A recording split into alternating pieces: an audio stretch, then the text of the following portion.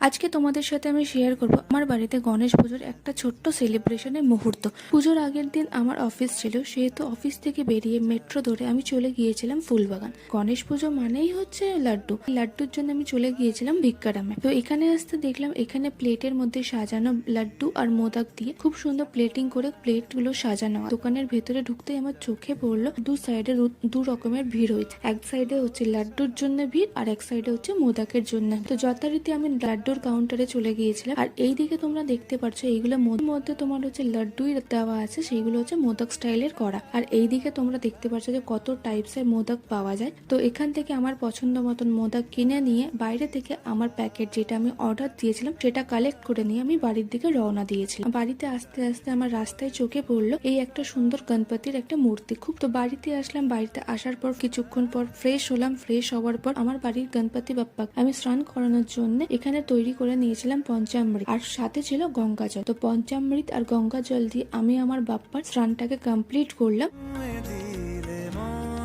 পরের দিন সকাল হতে এখানে প্রিপারেশন শুরু হয়ে গেছে পুজোর জন্য। এখানে জোগাড়জাটি হচ্ছে আর এখানে আমার মা আমাকে হেল্প করছে। তো যথারীতি অনেকক্ষণ পর আমাদের ব্রাহ্মণ এলো পুজো করার জন্য। তো পুজোতে এতটাই বিজি ছিলাম যে পুজোর ভিডিও করা হয়নি। লাস্টে যেটা হোম হচ্ছে হোমের ভিডিওটা করেছে। তো এই হোমের সাথে সাথে আজকের আমার এই ছোট্ট ভিডিওটা এখানে এন্ড করছি।